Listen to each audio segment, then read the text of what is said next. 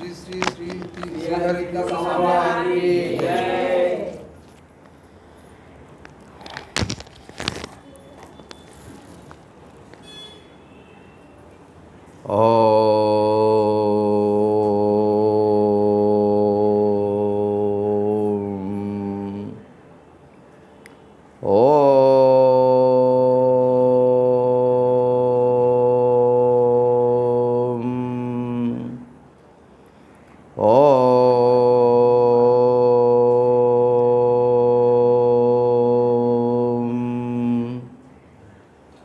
ओम श्री सत्यानंद योगींद्रमरुणाचलवासिनः मौनीन्द्र रमण पादाब्जभृंगं वंदे तमन्वहम् अरुणशैलगताश्रमवासिनं परमहंसमनञ्जनमच्युतं करुणया ददतं व्यवहारितां सततमात्मनि संस्थितमक्षरे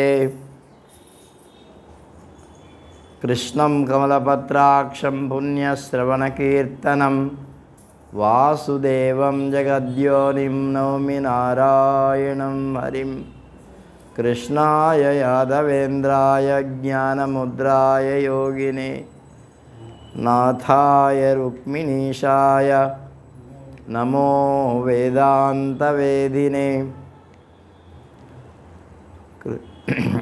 व्यासं वसिष्ठनप्तारं शक्ते पौत्रमकल्मषं पराशरात्मजं वन्दे सुखतातं तपोनिधिं व्यासाय विष्णुरूपाय व्यासरूपाय विष्णवे नमो वै ब्रह्मनिधये वासिष्ठाय नमो नमः मुनिं स्निग्धाम्बुदाभासं वेदव्यासमकल्मषं पराशरात्मजं वन्दे सुखतातं तपोनिधिं नारायणं नमस्कृत्य नरं चैव नरोत्तमं देवीं सरस्वतीं व्यासं ततो जयमुदीरयेत् मूकं करोति वाचालं पङ्गुं लङ्घयते गिरिं यत्कृपातमहं वन्दे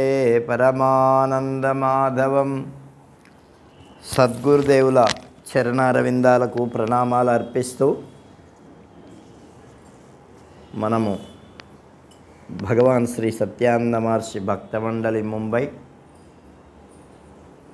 శ్రావణ మాస కార్యక్రమంలో ఇవాళ 28వ రోజు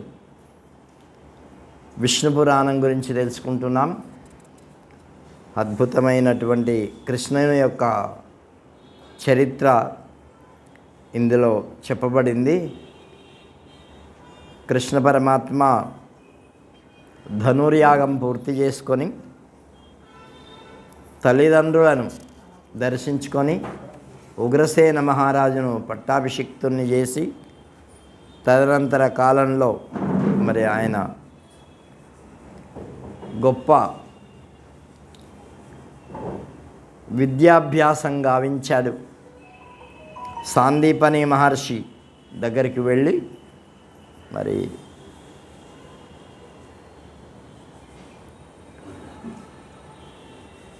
విదితాఖిల విజ్ఞానౌ సర్వజ్ఞానమయావపి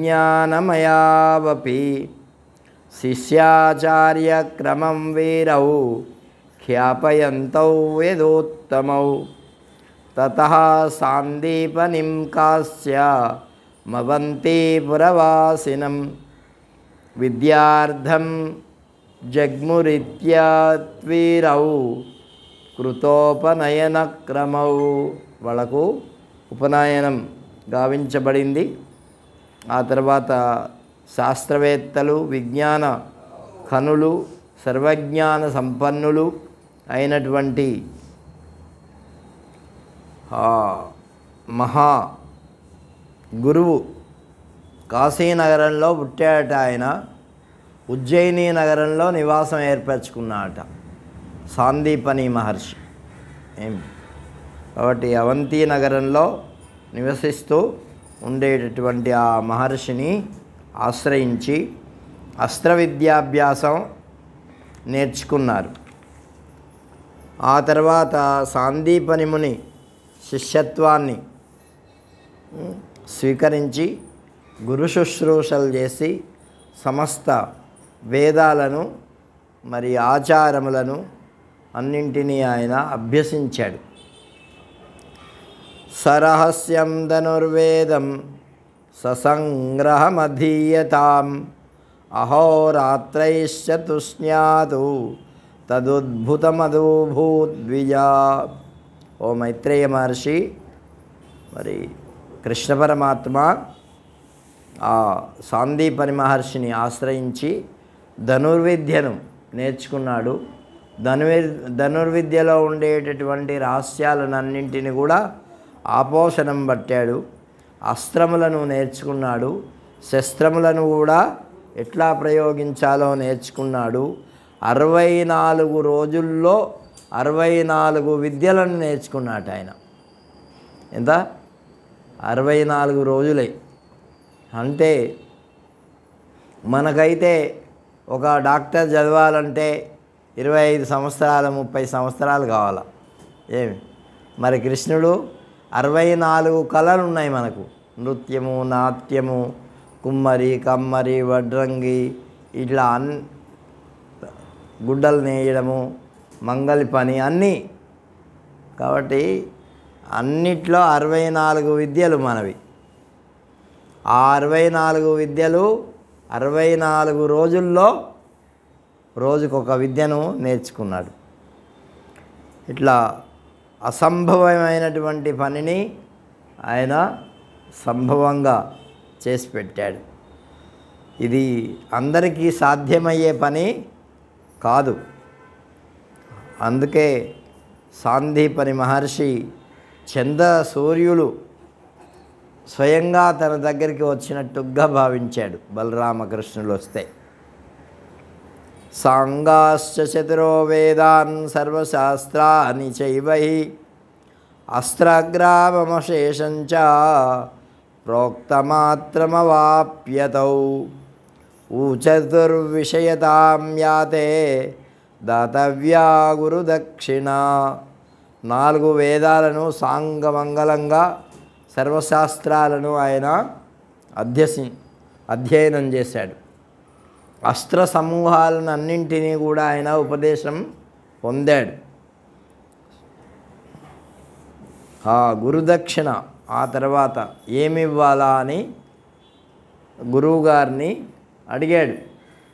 అడిగితే గురువుగారు అన్నారు కదా, అయ్యా ప్రభాస క్షేత్రంలో ఒకసారి స్నానం చేస్తూ ఉన్నప్పుడు నా కొడుకు చనిపోయాడు, వాడిని తీసుకొచ్చి అన్నాడు. చనిపోయిన అన్ని ఎక్కడి నుంచి అందిస్తారా?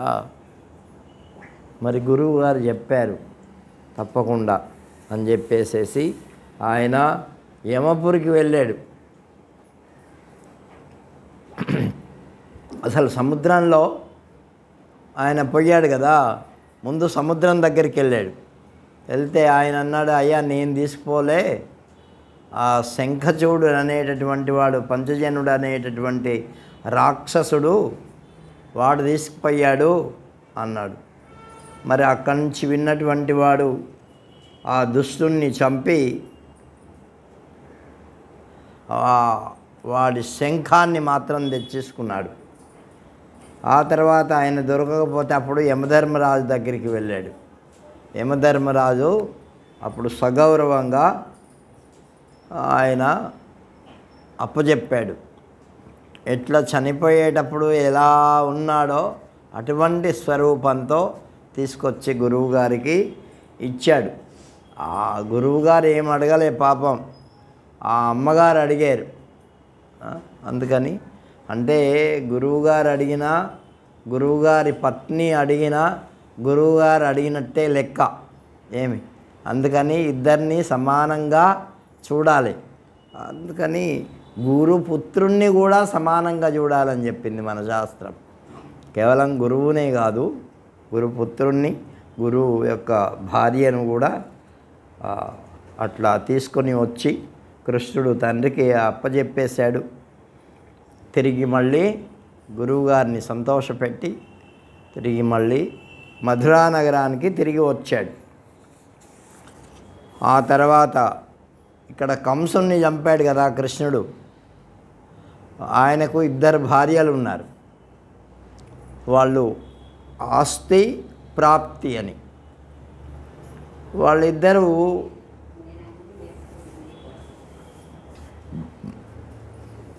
ఈ జరాసంధుని యొక్క కుమార్తెలు. వాడు చాలా బలవంతుడు. ఏంటి, కృష్ణుడు తదనంతర కాలంలో జరాసంధుని భీముడి చేత చంపిస్తాడు. కాబట్టి అటువంటి వాడు మధురా నగరం మీద దాడి చేశాడు. ఎన్ని సైన్యాలంటే 23 అక్షౌహిణుల సైన్యాలతో. ఒక్కొక్క అక్షౌని ఎంత ఉంటుందో మీకు మొట్టమొదటే చెప్పాను. కాబట్టి ఆ విధంగా దాడి చేసి ఆ మధురా నగరాన్ని ముట్టడించాడు. బలశాలురైనటువంటి రామకృష్ణులు ఇద్దరు మిక్కిలి సైన్యం తన దగ్గర ఎక్కువ లేదు అయినప్పటికీ పురం వెడలి ఆ జరాసంధుని ఆయన సైనికులను అందరితో యుద్ధం చేశారు. చేసి లాస్ట్కి వస్తే ఆయన జరాసంధుని బలరాముడు చంపబోతూ ఉంటే కృష్ణుడు, వద్దు అన్నయ్య, వీడు ఉంటే ఇంకా ఇటువంటి రాక్షసుల్ని తీసుకొని వస్తాడు, మనం భూభారం తగ్గించడానికే కదా పుట్టాము, అందుకని మనం వాళ్ళందరినీ ఎత్తుక్కుంటూ ఎక్కడికి పోతాము, వాడు తీసుకొస్తాడు, మనం ఇక్కడే మట్టు పెడదామన్నాడు ఆయన. అందుకని వాడిని చంపొద్దు, వీళ్ళు తక్కిన సైన్యాన్ని అంతా చంపేశాడు. 23 అక్షౌహిణుల సైన్యం. మరి మహాభారతం యొక్క సైన్యం ఎంత? 18 అక్షౌహిణులే. కాబట్టి ఈ విధంగా అంత సైన్యాన్ని మరి చంపేశాడు కృష్ణ పరమాత్మ బలరాముడు. అనంతవరం హరే శార్గం తూనీ చాక్షయ సాయకౌ ఆకాశాదాగతౌ విప్రా తదా కౌమోదకీ గదా హలం చ బలభద్రస్య గగనాదాగతం మహత్ మనసోభిమతం విప్రా సునందం ముసలం తథా. మరి ఆయన అనుకోగానే మైత్రేయ మహర్షి ఆయనకు ఆయుధాలన్నీ వచ్చేసాయట, శార్గం వచ్చేసింది, మరి బాణాలతో నిండినటువంటి అమ్ముల పొదులు వచ్చేసాయి, కౌమోదకి అనేటటువంటి గద వచ్చేసింది, బలరామునికి కూడా మనస్సునకు అభిమతమైనటువంటి గొప్ప నాగలి వచ్చింది, సునందం అనే పేరు కలిగినటువంటి పెద్ద రోగలి వచ్చింది. వాటితో పాటు మరి పురం యొక్క బహిప్రదేశంలో జరాసంధుని ఓడించాడు. అట్లా వాడు మళ్ళీ వచ్చాడు జనాలను తీసుకొని, ఎంతో అక్షయుని సైన్యం. అట్లా అప్పుడు ఓడించాడు, రెండవసారి వచ్చాడు ఓడించాడు, మూడవసారి వచ్చాడు ఓడించాడు, మొత్తం 18 సార్లు వచ్చాడు వాడు. మధురా నగరం మీద దాడి చేశాడు. 18 సార్లు అంటే ఎంత జనాలు అయిపోయినారు చూడు, లెక్కపెట్టు. అంటే దాదాపు ఒక అక్షౌనికి 2 లక్షల మంది. కాబట్టి ఇంత సైన్యాన్ని వాళ్ళు 18 సార్లు ఓడించాడు కృష్ణుడు. మహాసంగ్రామం జరిగింది. మరి యాదవుల వల్ల జరాసంధుడు ఓటమినే చవిచూశాడు. యాదవుల బలం మిక్కిలి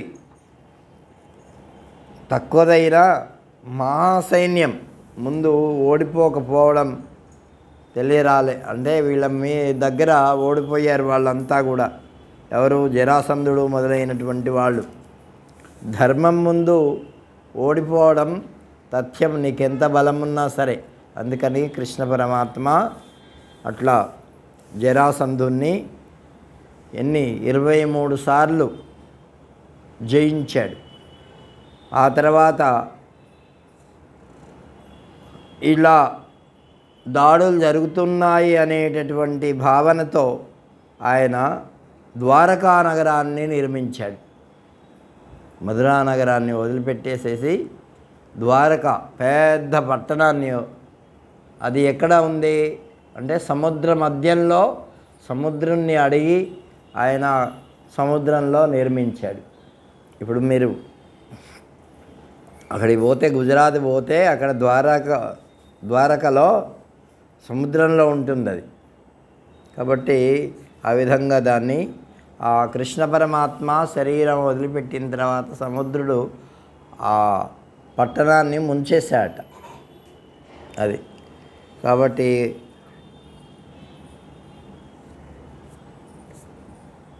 అతడు మరొకడు యవనుని భార్యతో పుట్టినటువంటి వాడు కాలయవనుడు అనేటటువంటి ఒకడు మహా గొప్ప బలశాలి. వాడు కృష్ణుని చేత కూడా చావడనమాట. అటువంటి వరం పొంది ఉన్నాడు వాడు. ఎంతో కృష్ణుని మీద మరి దాడి చేశాడు. ఒకరోజు దాడి చేస్తే ఆయన ఏం చేశాడంటే, వాడికి చిక్కినట్టే మరి పరిగెత్తడం ప్రారంభించాడు. వాడు పరిగెత్తుతూ వస్తూ ఉంటే ఈయన కూడా పరిగెత్తుతూ ఉన్నాడు. ఒకచోట ఒక కొండ గుహలో దూరాడు ఈయన కృష్ణ పరమాత్మ. అక్కడ ఒక ఆయన పడుకున్నాడు. ముచుకుందుడు అనేటటువంటి ఒక భక్తుడు, మహారాజు ఆయన. అయితే ఆయనకు దేవతలు వరమిచ్చారు, ఎవరైతే నీ యొక్క నిద్రను భంగం చేస్తారో వాళ్ళు మాడి మసైపోతారని. కాబట్టి మరి తనతో కూడా చావడు వాడు, ఏం చేయాలా? అందుకని అక్కడికి వాడిని పట్టుకొని పోయాడు. ఒక గుహలో దూరాడు, ఒక పక్కకు దాక్కున్నాడు. ఈయన పడుకొని ఉన్నాడు. అప్పటికే చాలా కాలం అయిపోయింది, ఆయన ఎన్ని సంవత్సరాలైందో పడుకొని. సరే, అప్పుడు వాడు వచ్చాడు, ఈ పడుకున్నది చూశాడు. కృష్ణుడే పడుకున్నాడేమో, దొంగ వేషాలు వేస్తున్నామని చెప్పి కాలుతో ఆయన్ని తన్నేసరికి ఆ ముచుకుందుడికి మెలకువ వచ్చింది. మెలకువ రాగానే ఇట్లా కళ్ళు తెరవగానే వాడు భస్మం అయిపోయాడు. కృష్ణుడి యొక్క సమయస్ఫూర్తి. మళ్ళీ ఆ ముచుకుత్తుడు భక్తుడే కాబట్టి ఆయన్ని మరి ఇంకా ఎంతకాలం పడుకోబెడతావు, లేపాలి కదా ఏమి. కాబట్టి ఆ ముచుకుందుడు కృష్ణ పరమాత్మను అద్భుతంగా స్తోత్రం చేశాడు. ఆ స్తోత్రము చాలా బాగుంటుంది. కాబట్టి ఆ విధంగా నిరాయుధుడైనటువంటి గోవిందుడు, ఆయన దగ్గర ఏం లేవు అంటే ఆయుధాలు ఏమి పట్టుకొని అట్లా పారిపోయినట్టే కదా. అందుకనే ఆయనకి ఏం పేరు వచ్చింది, రంఛోడ్. అక్కడ గుజరాతీ వాళ్ళు ఎక్కువగా అంటూ ఉంటారు. కాబట్టి ఆయనతో యుద్ధం చేశాడు. యుద్ధం ఆయనతో ఏం చేయలే, వాడు చచ్చిపోయాడు. ఆ తర్వాత మరి జరాసంధుడు మొదలైనటువంటి వాళ్ళందరూ కూడా మళ్ళీ వచ్చారు, మళ్ళీ ఓడించాడు భగవంతుడు. ఆయన్ని జరాసంధుని మాత్రం చంపలే. కాబట్టి ఈ విధంగా ఇంకా ఇక్కడ ఆ ముచుకుందుడు అద్భుతమైనటువంటి స్తోత్రం చేస్తాడు. బుద్ధిరవ్యాకృతం ప్రాణాః ప్రాణేశస్త్వం తథా పుమాన్ పుంసః పరతరం యచ్చ వ్యాప్య జన్మ వికారివత్. ఆయన అంటున్నాడు, ఈ సంసారంలో నీవే బుద్ధివి, ప్రకృతివి నీవే, ప్రాణస్వరూపం నీవే, ప్రాణేశ్వర స్వరూపం నీవే, పురుషస్వరూపం నీవే. ఆ పురుషస్వరూపం కన్నా పరమైనటువంటి స్వరూపము నీవే. కాబట్టి నీకు పుట్టుక కానీ వికారములు కానీ ఏమీ లేవు. శబ్దము, పంచతన్మాత్రలు అవన్నీ కూడా నీవే. నీవే అజరుడవు అంటే ముసలితనం లేనటువంటి వాడివి, అమేయుడవు అంటే కొలతకు అందనటువంటి వాడివి, క్షయం అంటే నాశనం లేనటువంటి వాడివి అని భగవంతుణ్ణి చాలా అద్భుతంగా ఆయన స్తుతించాడు. ఆ విధంగా సోహం త్వాం శరణముపాసీరా మీషమీఢం సంప్రాప్తః పరమపదం యతో న కించిత్ సంసారభ్రమ పరితాప తప్తచేత నిర్వాణే పరిణతధామ్ని సాభిలాష. అటువంటి అపార సర్వనియామకుడవైనటువంటి ఓ పరమాత్మ, పరమపూజ్యుడవైన పరబ్రహ్మస్వరూపుడవైన నీకు నేను శరణు పొందుతున్నాను అని ఆయన భగవంతుణ్ణి ప్రార్థించాడు. ఆయనకు మోక్షం వచ్చింది. ఆయన యొక్క తపస్సు అద్భుతమైనటువంటిది. ఆయన కూడా రాజుగా ఉండేవాడు. అయితే దేవతలు ఓడిపోతూ ఉన్నారు ప్రతిసారి రాక్షసుల ముందు. ఈ ముచ్చుకుందుని మాకు సాయం చేయడానికి రావయ్యా అని అడిగాడు. అడిగితే సరే వెళ్ళాడు. ఈయన వెళ్ళిన తర్వాత అక్కడ యుద్ధం అంతా అయిపోయింది, వీళ్ళు గెలిచారు. ఇంద్రుడు అడిగాడు, నీకేం కావాలో కోరుకో అంటే, అయ్యా నేను బాగా అలసిపోయి ఉన్నా, ఈ రాక్షసులతో యుద్ధం చేసి నాకు మంచి నిద్ర కావాలని అడిగాడు. ఎప్పుడో అది చాలా కాలం కిందట. అప్పుడు సరే అని తదాస్తు అని వాళ్ళు వెళ్ళిపోయారు. అప్పుడే నిద్రపోయాడు. అప్పటి నుంచి ఇప్పటి వరకు నిద్రపోతూనే ఉన్నాడు. కృష్ణ పరమాత్మకు మరి అలా జ్ఞాపకం వచ్చి ఆయన్ని అనుగ్రహించాడు. కాబట్టి ఒకదానికి ఒకటి తప్పకుండా లింకు ఉంటుందన్నమాట.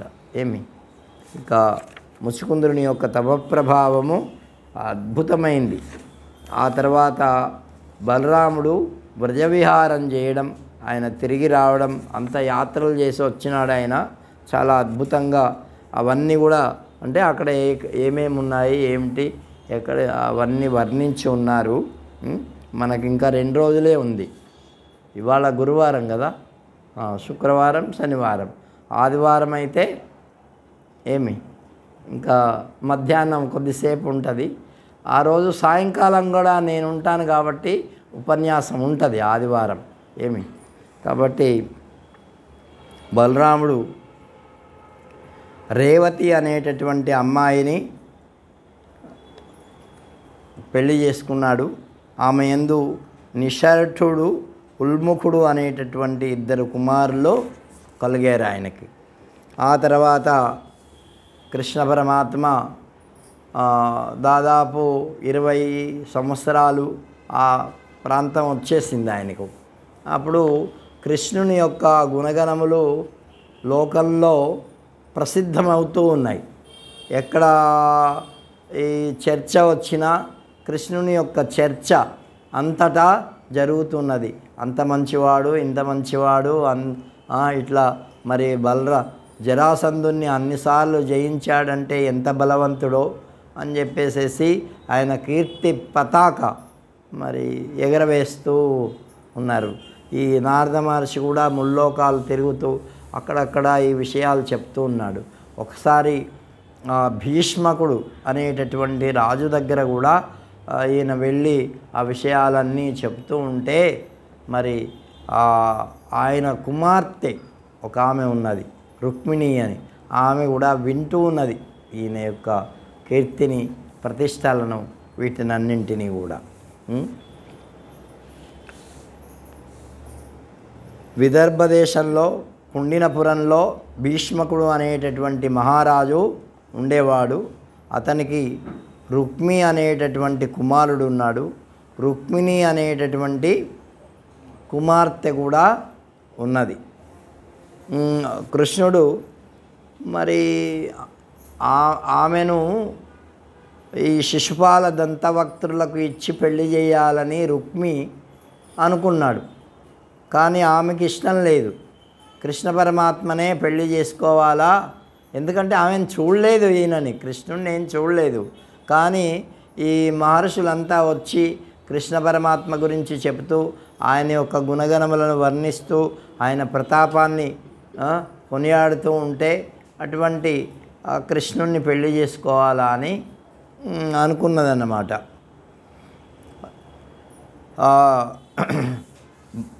వాడు జరాసంధునికి మరి స్నేహితుడు రుక్మి. ఎవరు? ఈ రుక్మిణి యొక్క అన్న స్నేహితుడు. ఆయన పరాక్రమం భీష్మకుడు కుమార్తె రుక్మిణిని శిశుపాలునకి ఇవ్వాలని మరి ఈ రుక్మి యొక్క ప్రేరణ చేత అనుకున్నాడు. ఆ శిశుపాలుణ్ణి హితం కోరేటటువంటి జరాసంధుడు మొదలైనటువంటి రాజులందరూ కూడా వివాహార్థం భీష్మకుని యొక్క నగరానికి అందరూ విచ్చేశారు. కృష్ణుడు కూడా బలరాముడు మున్నగు వాళ్ళందరూ కూడా యాదవ ప్రముఖులతో కూడా ఆ పెళ్ళికి ఆయన రాలే. అయితే రుక్మిణి ఆయనకు సమాచారం దీంట్లో లేదు, అది మన ఆ భాగవతంలో మాత్రం అట్లా సమాచారాన్ని అగ్నిద్యోతనుడికి చెప్పి, అయా నా వివాహం ఇలా జరగబోతూ ఉన్నది, నాకు అలా ఇష్టం లేదు, నువ్వు వచ్చి మరి తీసుకొని పో అన్నది. శత్రువులను నిగ్రహించి బంధువులపై నియోగించి కృష్ణుడు ఆ పెళ్లి కుమార్తె అయినటువంటి రుక్మిణిని తీసుకొని వెళ్ళాడు. రుక్మిణియే ఉపాయం కూడా చెప్పింది. ఏంటి అంటే, ఇదిగో నేను మా కులాచారం ప్రకారం ఊరు బయటకి వస్తాను, పార్వతీ అమ్మవారు ఉంటారు, వారిని పూజించి కానీ మేము పెళ్ళి తంతు అంతా తయారు చెయ్యరు. కాబట్టి ముందుగా పెళ్ళి చేసుకోవడానికి ముందు మరి ఆమెకు నమస్కారం చేయడానికి వస్తాను. అప్పుడైతే ఎవరెవరో ఉంటారు కానీ అందరూ ఇట్లా యుద్ధం మీద ఉండదు కదా, అందుకని నువ్వు ఆ టైంలో రా, నన్ను తీసుకొని పో అని చెప్పి ఆమె చెప్పిందన్నమాట. అంటే జీవితంలో కృష్ణ పరమాత్మ ఏ అమ్మాయిని కూడా కోరుకోలే. అర్థమైందా? ఇది మొదలు ఇంకా వచ్చేటటువంటి చాలామంది భార్యలు వాళ్ళందరూ కూడా వాళ్ళంతటా వాళ్ళు ఇష్టపడి ఆయన దగ్గరికి వచ్చిన వాళ్ళే. కృష్ణుడు ఎవరిని నాకు ఈ అమ్మాయి కావాలని ఎక్కడా అనలే. అయ్యా ఎందుకు అవి ఇష్టపడ్డారు అంటే, మంచి గుణాలు ఉంటే ఏ అమ్మాయి అయినా ఇష్టపడుతుంది ఏమిటి. కాబట్టి దానికోసం పెద్ద ప్రయత్నం చేయాల్సినటువంటి అవసరం లేదు.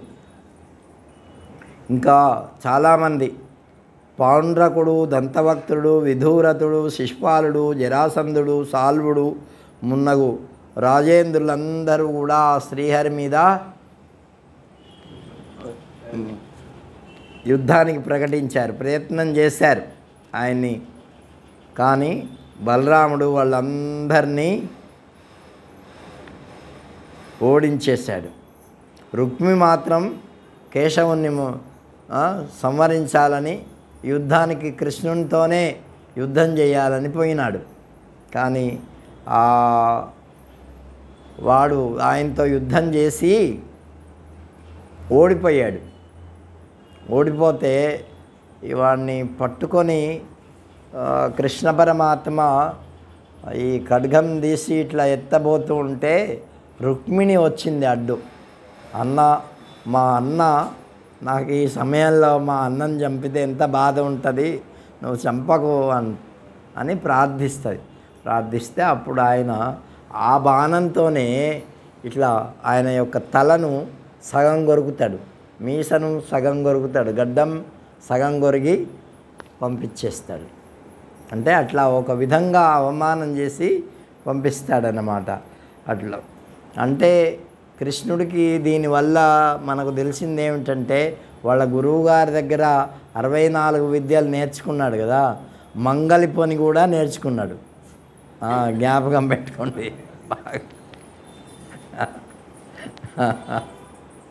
కాబట్టి కాబట్టి కాబట్టి ఆ విధంగా రుక్మిణి ప్రార్థించగా ఆ విధంగా చేసి వెళ్ళాడు.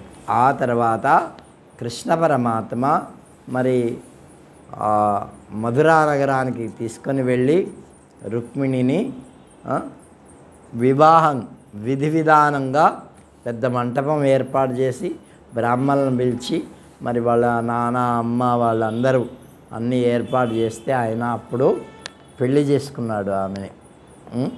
పెద్ద భవనం కట్టించాట ఆమెకు.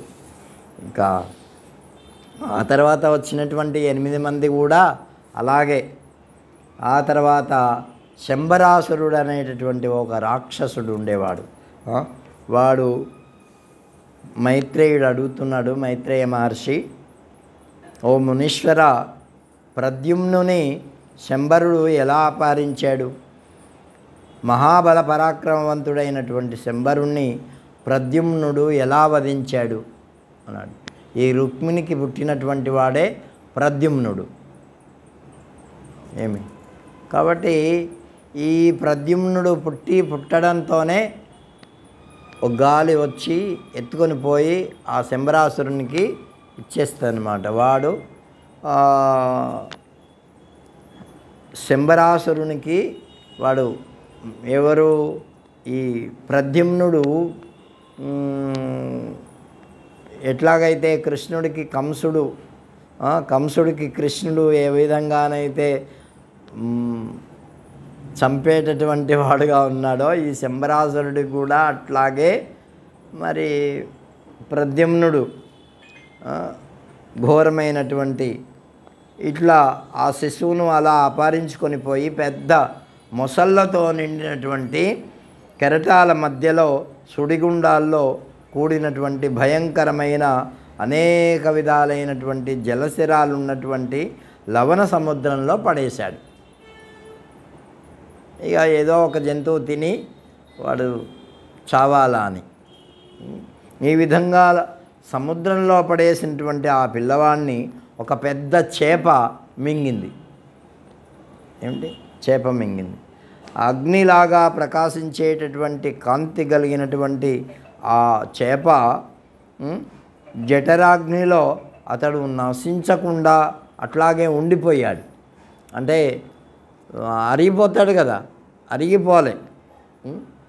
ఆ జాలరులు ఆ చేపను పట్టుకున్నారు. అదే చేప వలలో పడిపోయింది.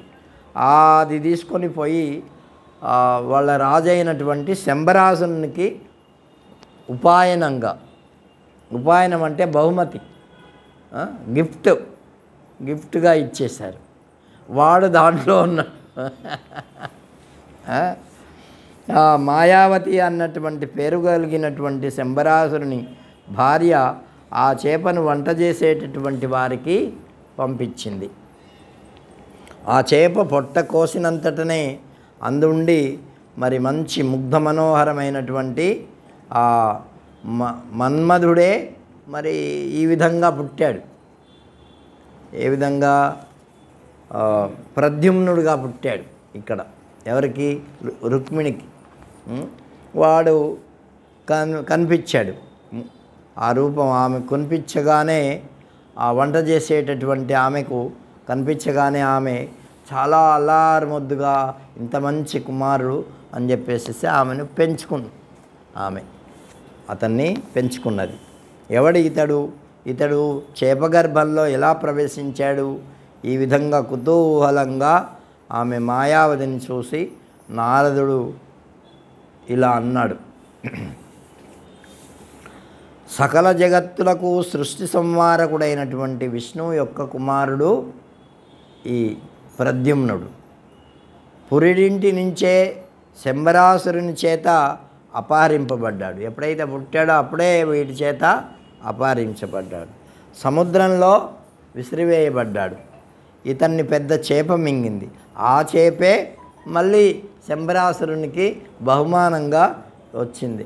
అదే ఈ వంటింట్లోకి వచ్చింది. ఆ బాలకుడే ఈ బాలకుడు. కాబట్టి ఈయనను జాగ్రత్తగా సంరక్షించండి అని నారద మహర్షి చెప్పాడు. ఏమి నారదుడు ఈ విధంగా చెప్పగా ఆ మాయావతి మరి అనురాగంతో ప్రేమతో మిక్కిలి మోహపడి అతన్ని చక్కగా పెంచుతూ ఉంది. ఆ మాయావతే ఇది రతీదేవి అంటే మన్మధుని యొక్క భార్య. ఏమి అంటే దీనికి కూడా పెద్ద కథ ఉంది. మళ్ళీ మరొకటి దీనికి అనుసంధానంగా ఏమిటంటే శివుడు బాగా తపస్సు చేశాడు. ఎంత తపస్సు చేశాడంటే ఆయనకే తెలియదు, అంత తపస్సు చేశాడు. ఆ ఎన్ని రోజులకు ఇంకా తపస్సు చేస్తానే ఉంటే లోకక్షేమం కోసం మరి ఇంద్రుడు ప్రార్థించాడు. ఎంతోమంది రాక్షసులు వచ్చి తన మీద పడుతూ ఉంటే వాళ్ళకు దేవ సైన్యానికి ఒక సైన్యాధిపతి లేకుండా పోయినాడు. ఏమి లేకుండా పోతే అప్పుడు శివుడు పరమశివుడు కళ్ళు తెరిస్తే కానీ ఈ సైన్యాధిపతిగా అవతరించే అవకాశం లేదు అని చెప్పి ఈ మన్మధుడు ఏం చేస్తాడంటే ఆ పరమశివుని యొక్క తపస్సును భగ్నం చేయడానికి ప్రయత్నం చేస్తాడు. ప్రయత్నం చేస్తే ఆ పరమశివుడు క్రోధంతో ఈ కళ్ళు తెరవగానే ఈ మన్మధుడు కాస్త బూడిదైపోతాడు. రతీదేవి అప్పుడు వచ్చి, అయ్యా నా భర్తని ఇలా భస్మం చేశావు, మరి ఎలాగా నా వైధవ్యం అంటే అప్పుడు ఆయన అనుగ్రహిస్తాడు. ఎవరు? పరమశివుడు. ఇగో కృష్ణావతారంలో కృష్ణుడికి మీ మన్మధుడు పుడతాడు, అప్పుడు మళ్ళీ నీకు భర్తగా వస్తాడు అని చెప్పి అంటే మళ్ళీ అక్కడికి పోయింది కథ. కాబట్టి ఇట్లా అందుకే ఆ మన్మధుడే మళ్ళీ విష్ణుమూర్తికి అంటే కృష్ణుడికి కొడుకుగా పుట్టాడన్నమాట. ఆమెయే ఆ రతీదేవే ఇక్కడ మాయావతిగా ఉండి వంట చేస్తున్నది వాళ్ళ ఇంట్లో. ఎవరు? శంబరాసురుడి యొక్క ఇంట్లో. ఆమె ఆ అబ్బాయిని చాలా అల్లారు ముద్దుగా పెంచింది. ఆ తర్వాత ఒకరోజు ఇలాగా జరుగుతూ ఉండగా తనపై ఆసక్తి చూపిస్తున్నటువంటి ఆ పద్మలోచన కృష్ణతనయుడైనటువంటి ప్రద్యుమ్నుడు మాతృభావంతో ఆమెను చూస్తూ ఉన్నాడు. కానీ ఆమె మాత్రం అలా చూడడం లేదు. ఇది ఆమెకే తెలుసు, ఇంకెవరికి తెలియదు అన్నమాట. ఒకరోజు చెప్పింది ఆమె, నువ్వు నాకు పుట్టినటువంటి బిడ్డవు కాదు.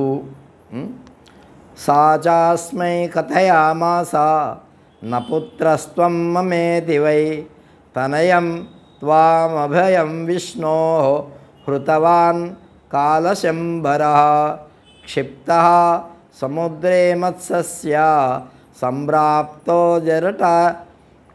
జఠరాన్మయా సాతురోదితి తే మాత కాంతాద్యాస్యతి వత్సలా. ఓ నువ్వు నాకు పుట్టినటువంటి పుత్రుడవు కాదు, మృత్యురూపునైనటువంటి శంబరాసురుడు విష్ణువు కుమారుడవు నిన్ను అపహరించి ఆ సముద్రంలో పడేస్తే ఆ చేప మింగితే దాంట్లోంచి నువ్వు బయటపడితే నేను నిన్ను మరి సాకాను అని ఉన్న విషయమంతా ఆమె చెప్పేసింది. ఆహా అదే అని అనుకొని మాయావతి ఇలా చెప్పగా ప్రద్యుమ్నుడు శంబరాసురుని యుద్ధానికి ఆహ్వానించాడు. మహాబలవంతుడైనటువంటి ఆ శంబరాసురుడు మహాకోపంగా మరి ఇతన్ని ఎదుర్కొన్నాడు. మాధవుని కుమారుడైనటువంటి ఆ ప్రద్యుమ్నుడు ఆ రాక్షసుని సమస్త సైన్యాన్ని అంతటినీ కూల్చివేసి మరి శంబరుని యొక్క మాయలన్నింటినీ అధిగమించి ఆయన మీద విజయాన్ని పొందాడు ప్రద్యుమ్నుడు.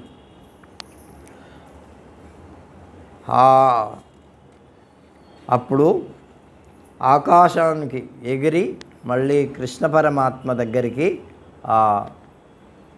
ఎవరు ప్రద్యుమ్నుడు మళ్ళీ కృష్ణుడి దగ్గరికి వచ్చాడు. అంతఃపురే నిపతితం మాయావత్యా సమన్వితం తం దృష్ట్వా కృష్ణ సంకల్ప బభూవు కృష్ణయోషిత. మాయావతితో కూడుకొని అంతఃపురం వచ్చినటువంటి ఆ ప్రద్యుమ్నుని వీక్షించి కృష్ణుని యొక్క భార్యలందరూ కూడా ఈయన కూడా కృష్ణుడే అనుకున్నారు. అంటే అట్లా ఉన్నాడు ఆయన, కృష్ణుడిలాగే ఉన్నాడు. అప్పుడు రుక్మిణి ప్రేమతో తన కుమారుణ్ణి చూసి ఆనంద బాష్పాలు పొంది ఆయనను ఆప్యాయంగా మరి హక్కున చేర్చుకున్నది. కాబట్టి తల్లి ఆ విధంగా ఆయనను ప్రద్యుమ్నుడు జీవించి ఉంటే, అంటే వాళ్ళందరూ అనుకున్నారు వాడు ఎప్పుడో చచ్చిపోయాడు, ఎక్కడో ఏమైపోయిందో, రాక్షసుడు ఎక్కడ తీసుకుపోయాడో, నా వంటి కుమారుణ్ణే మన్నించబడేటటువంటి వాడే వస్తాడు అంటే ఇప్పుడు కృష్ణ పరమాత్మలాగే మళ్ళీ ఆయన. అందుకే మనం కూడా చెప్తుంటాం కదా, ఇగో మీ నాన్నలాగా ఉన్నాడు, మీ తాతలాగా ఉన్నాడు, మీ అట్లా ఈయన కూడా ఆ విధంగా వచ్చాడనమాట. ఏతస్మిన్నంతరే ప్రాప్తః సహ కృష్ణేన నారదః అంతఃపురచరీం దేవీం రుక్మిణీం ప్రాహ అర్షయన్. ఆ సమయంలో నారద మహర్షి మళ్ళీ కృష్ణుడి దగ్గరికి వచ్చి అంతఃపురంలో చరిస్తూ ఉన్నటువంటి ఆ రుక్మిణీదేవిని చూచి సంతోషం వ్యక్తం చేసి ఆమెతో ఉత్సాహపరుస్తూ ఇలా అన్నాడు, ఓ పరమపావని, ఇతడు నీ కుమారుడే, ఎవరో కాదు. మరి శంబరాసురుణ్ణి సంవరించి ఇక్కడికి వచ్చాడు. పిల్లవాడుగా ఉన్నప్పుడే నీవు పురిటింటి నుంచే మరి మాయావి అయినటువంటి ఆ శంబరాసురుడు అపహరించబడ్డాడు, ఆయన చేత అపహరించబడ్డాడు.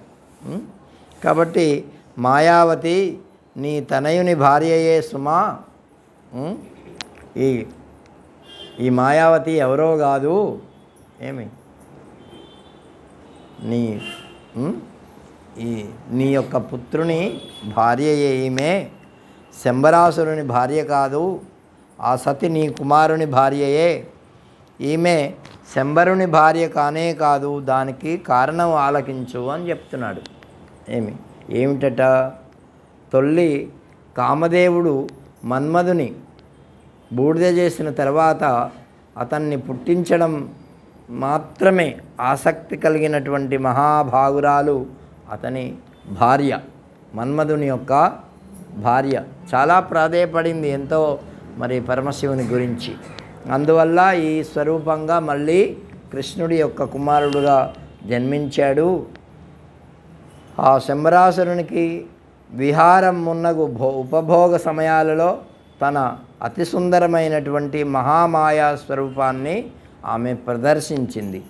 ఆ కాముడే నీ పుత్రరూపంగా మళ్ళీ అవతరించాడు. మాయావతి అతని భార్య రతీదేవి. కాబట్టి నీవు సందేహించాల్సినటువంటి అవసరం లేదు అని. ఆమె చిన్నగా ఉండే, ఆమెమో పెద్దగా ఉండే, ఈయనేమో చిన్నగా ఉండే, భార్యాభర్తలు అని ఎట్లా అనుకోవాలా అంటే నారదుడు వచ్చి చెప్పాడు ఆ విషయం అంతా. రుక్మిణి శ్రీకృష్ణుడు ఆనంద భరితులయ్యారు ఆ విషయాన్నంతా కూడా తెలుసుకొని. కృష్ణుడు కూడా మరి తెలిసినట్టు ఉండకూడదుగా, నాటకం ఆడాలన్నమాట. అని తెలిసినట్టు ఉంటే మళ్ళీ వీళ్ళందరూ కూడా అనుమానిస్తారు. ఈయనకు తెలుసు ఆ పురమంతా కూడా చాలా ఆనందపడిపోయారు ప్రద్యుమ్నుడు వచ్చారని.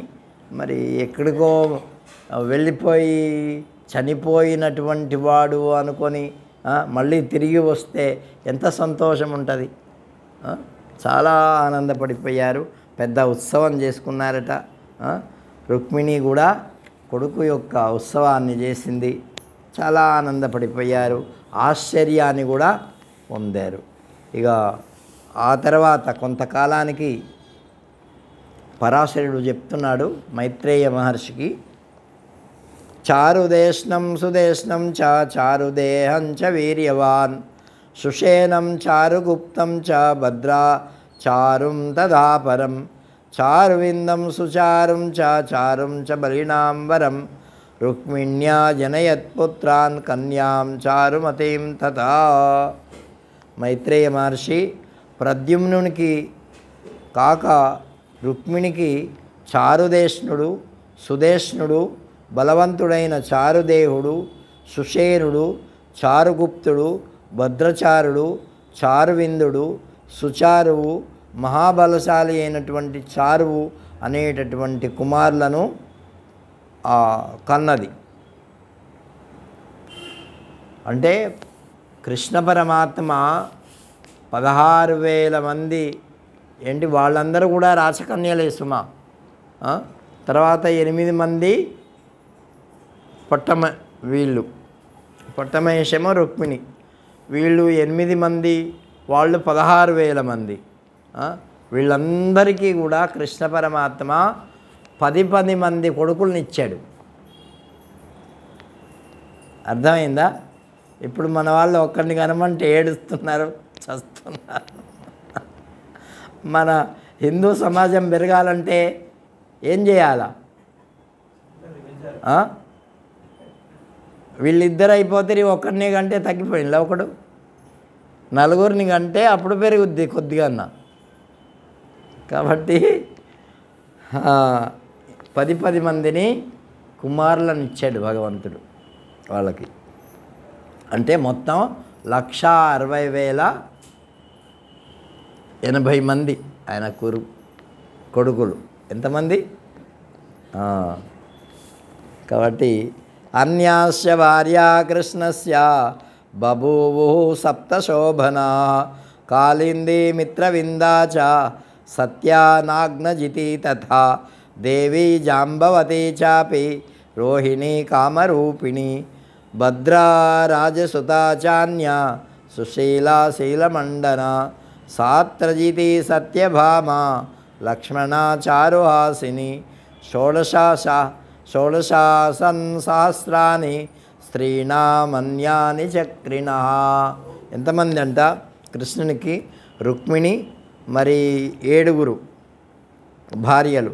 వారు కాళింది, మిత్రవింద, నాగ్నజిత్తి, సత్య, జాంబవంతుని కుమార్తె అయినటువంటి జాంబవతి, కామరూపిణి, తర్వాత అత్యంత సౌశీల్యవతి అయినటువంటి భద్రరాజ తనయ సుశీల, సత్రాజిత్తు యొక్క కుమార్తె అయినటువంటి సత్యభామ, చారుహాసిని అయినటువంటి లక్ష్మణ అనేటటువంటి 8 మంది కృష్ణుని యొక్క భార్యలు.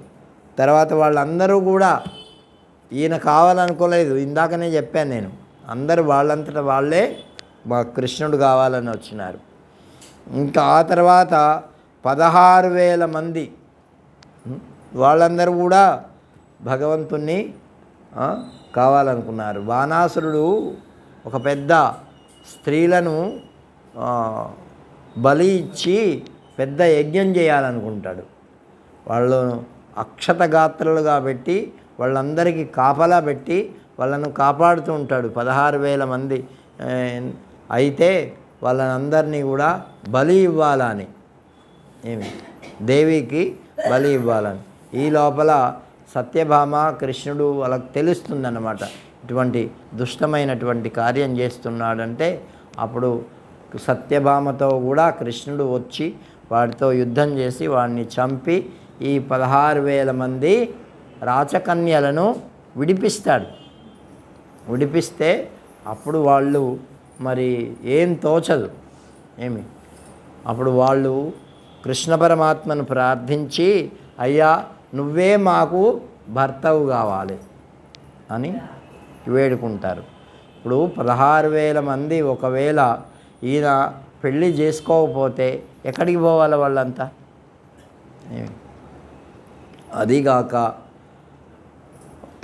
ఈ 16,000 మంది భగవంతుణ్ణి ప్రార్థించారు, నువ్వే మాకు భర్తవు అని. క్షత్రియుడైనటువంటి వాడు ఒక నియమం ఉన్నది, ఏమిటి, ఎవరన్నా ప్రార్థిస్తే ఆ పని చేసి పెట్టాలి.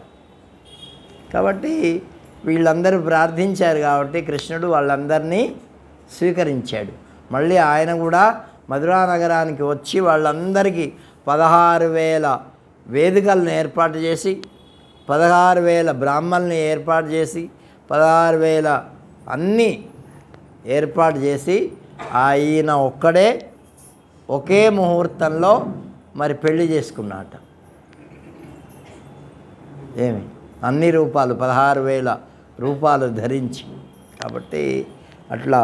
అంతేకాదు, వాళ్ళు కృష్ణ ఒక శ్లోకం ఉంది భాగవతంలో ఆయన్ని ప్రార్థించడం. కృష్ణాయ వాసుదేవాయ హరయే పరమాత్మనే ప్రణతః క్లేశనాశాయ గోవిందాయ నమో నమః. వాళ్ళను ఎప్పుడైతే విడిపించాడో ఆ సమయంలో ఈ శ్లోకాన్ని చెప్పి కృష్ణుడికి నమస్కరించారట. కృష్ణాయ వాసుదేవాయ హరయే పరమాత్మనే ప్రణతః క్లేశనాశాయ గోవిందాయ నమో నమః. అందుకే ఏదైనా కష్టాలు, నష్టాలు, ఆపదలు వచ్చినప్పుడు ఈ శ్లోకాన్ని మనం జపం చేస్తే ఆ కష్టాలు పోతాయి అని మనకు పెద్దలు చెప్పినారు. కాబట్టి అట్లా మహాబలవంతుడైనటువంటి ప్రద్యుమ్నుడు కూడా స్వయంవరంలో రుక్మి కుమార్తె అయినటువంటి పరశుభాంగిని వరించాడు. ఏమి రుక్మి, ఈయన ఒక్కడే కాదు రుక్మిణిని తెచ్చుకున్నాడు. ఆ ప్రద్యుమ్నుడు కూడా మళ్ళీ రుక్మి యొక్క కుమార్తెను పెళ్లి చేసుకున్నాడు. ఏమి అంటే మేనమామనే కదా, మేనమా కూతుర్ని చేసుకున్నాడు అన్నమాట. అతనికి ఆమె యందు బలపరాక్రమవంతులైనటువంటి మరి అనిరుద్ధుడు అనేటటువంటి కుమారుడు కలిగాడు. ఎవరు? అనిరుద్ధుడు. ఈయన కూడా కృష్ణులాగే ఉంటాడట, ఏం పోలికలు లేకుండా. తస్యాపి రుక్మిణస్ పౌత్రీం వరయామాస కేశవ దౌహిత్రాయ దదౌ రుక్మి తాం స్పర్ధన్నపి శౌరినా. అనిరుద్ధునికి రుక్మి మనవరాలు నిమ్మని శ్రీకృష్ణుడు కోరాడు. రుక్మికి శ్రీకృష్ణుపై స్పర్ధ ఉన్నప్పటికీ కూడా తన మనవరాలిని కృష్ణుని యొక్క మనవనికి ఇచ్చి మళ్ళీ అనిరుద్ధుడు కూడా మళ్ళీ పెళ్లి చేసుకున్నారు వాళ్ళు. ఇది అందుకే అప్పటి నుంచే వచ్చిందేమో కావాలి ఈ మేనరికం అనేటటువంటిది. అంతకుముందు ఉన్నదో లేదో కానీ మనకు తెలియదు. కానీ మరి ఇప్పుడు 3 తరాలు రుక్మిణి, మరి తర్వాత రుక్మిణి యొక్క కూతురు, తర్వాత ప్రద్యుమ్నుడు చేసుకున్నాడు. ఆ రుక్మికి కుమారుడైనటువంటి వాడి యొక్క కుమార్తె అంటే రుక్మి యొక్క మనవరాలను కూడా మళ్ళీ అనిరుద్ధుడు చేసుకున్నాడు. కాబట్టి ఎవరు ఈ విధంగా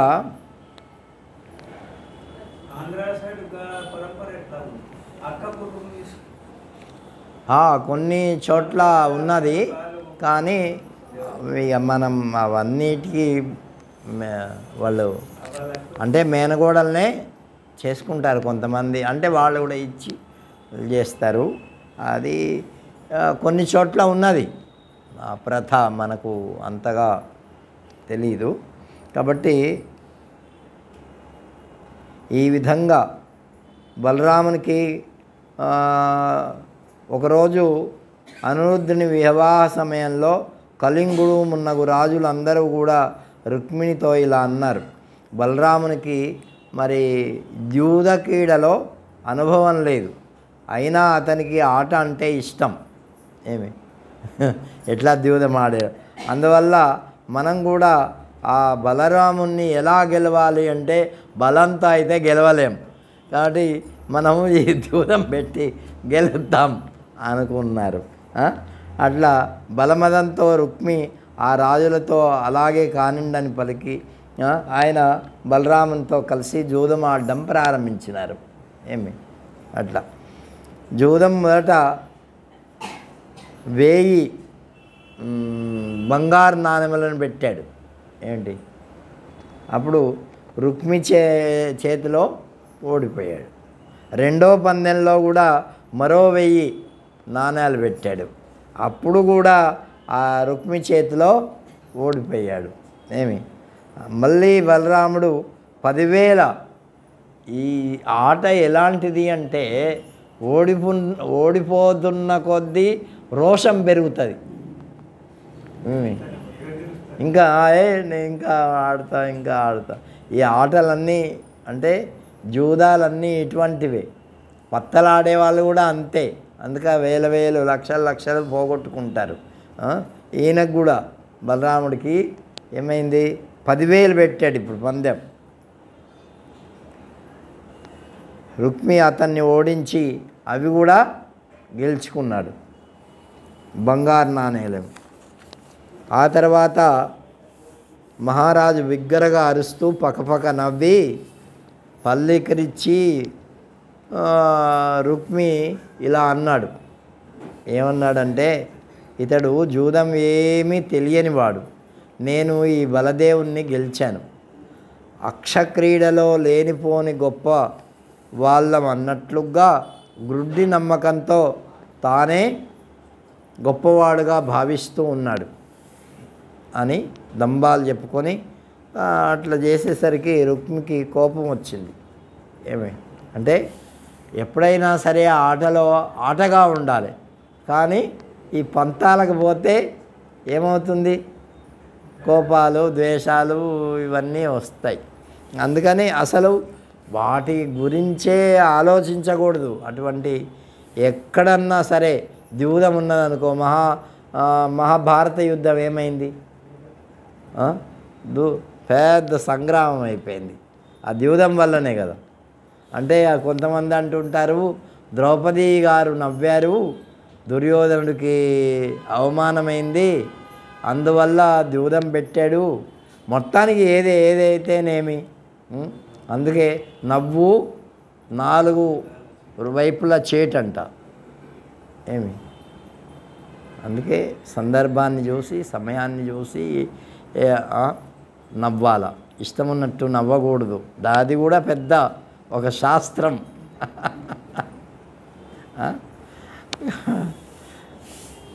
ఇప్పుడు వాడు ఏం చేశాడు, దుర్యోధనుడు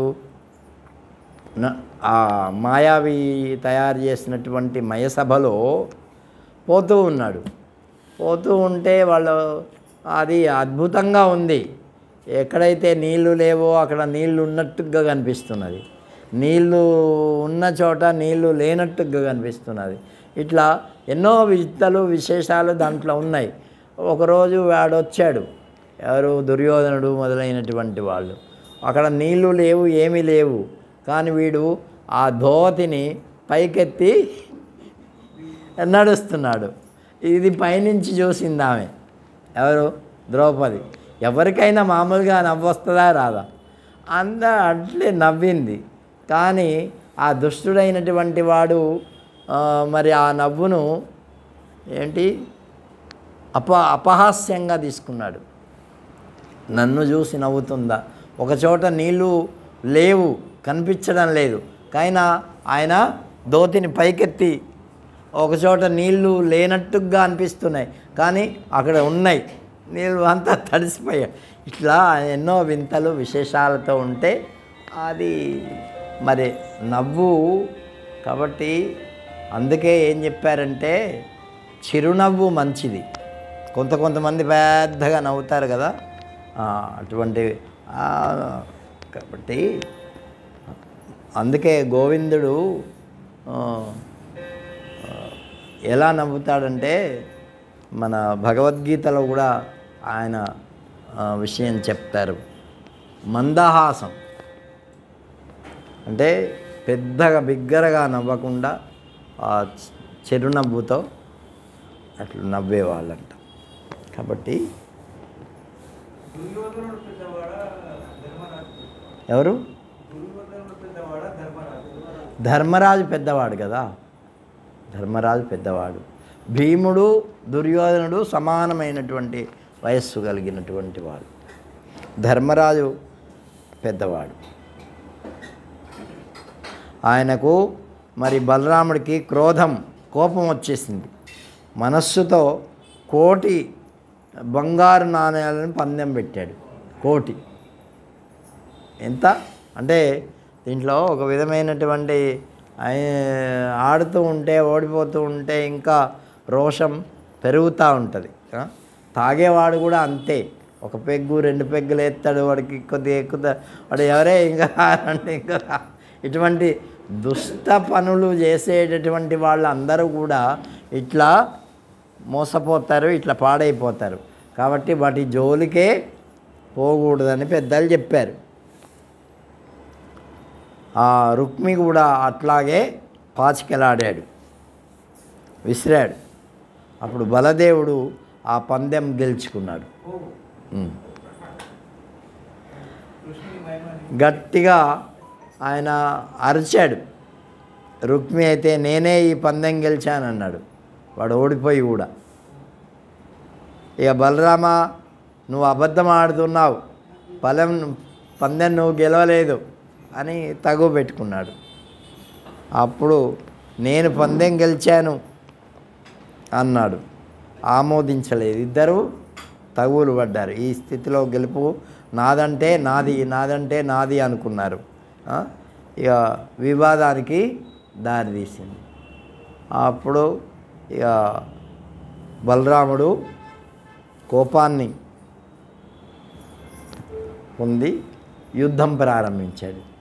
అప్పుడు రుక్మి ఓడిపోయాడు, అందరూ ఓడిపోయారు. వాళ్ళ రుక్మిని చంపేశాడు బలరాముడు. అంటే అబద్ధం ఆడాడు కాదు, అంతదాకా బాగానే ఉన్నాడు. కాబట్టి ఇటువంటి దీన్ని వినడానికి ఏమిటంటే, వీటి గురించి చెప్పడం ఏమిటంటే, అటువంటివి చేస్తే వినాశానికే కారణము. అందువల్ల చెప్పారు ఇవి. వాళ్ళు పాచికలు ఆడారా, మరి పేకాట ఆడారా, వాళ్ళు ఓడిపోయారా, నిజమే. ఇట్లా ఇవి చేస్తే ఇటువంటి అనర్థాలు కలుగుతాయి అని చెప్పడం కోసం మనకు పురాణాల్లో ఇవి కూడా చెప్పారన్నమాట. ఏ పురాణాల్లో ఇటువంటివి చెప్తారా? అవును, జరిగినటువంటివి చెప్పాలి. నువ్వు బాగుపడాలన్నా వద్దా, నువ్వు పాడైపోవాలన్నా ఏంటి? ఇటువంటి పనులు చేస్తే పాడైపోతావురా నాయన. ఇగో పూర్వం కూడా ఇలా పాడైపోయినారు, యుద్ధాలు జరిగినాయి, ఒకరినొకరు చంపుకున్నారు, ఇప్పుడు కూడా చంపుకుంటున్నారు కదా. అటువంటివి సందర్భాలు వస్తాయి. కాబట్టి వాటి జోలికి పోకూడదు అని పెద్దలు చెప్పడం కోసం ఇదంతా కూడా చెప్పాడు. కాబట్టి ఆ తర్వాత నరకాసుర వధ మొదలైనటువంటి విషయాలు మనం రేపు తెలుసుకుందాం ఇవాళ. కాబట్టి ఓం శ్రీరామ జయ రామ జయ జయ రామ.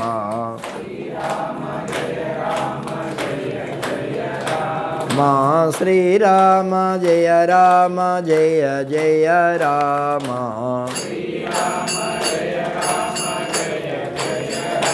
మా శ్రీరామ జయ రామ జయ జయ రామ.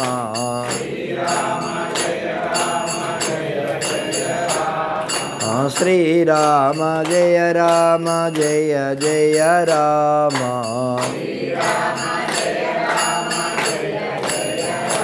మా శ్రీరామ జయ రామ జయ జయ రామ.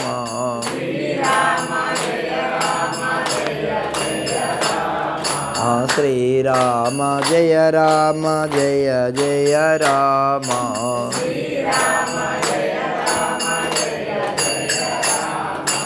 శ్రీరామ జయ రామ జయ జయ రామ.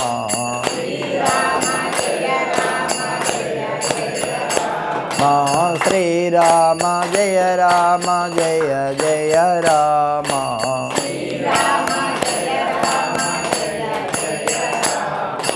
శ్రీరామ జయ రామ జయ జయ రామ.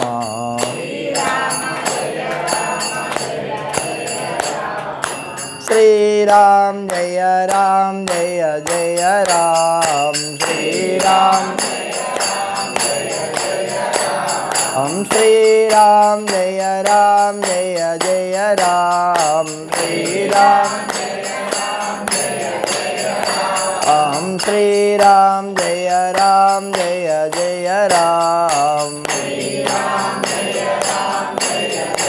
हम श्रीराम जय जय राम श्रीराम हम श्रीराम जय जय राम श्रीराम जय जय राम श्रीराम श्रीराम जय जय राम जय राजा रामचंद्र भगवान की सीता माई की पवन सुत हनुमान की गोपाल कृष्ण भगवान की सद्गुरु सत्य भगवान की।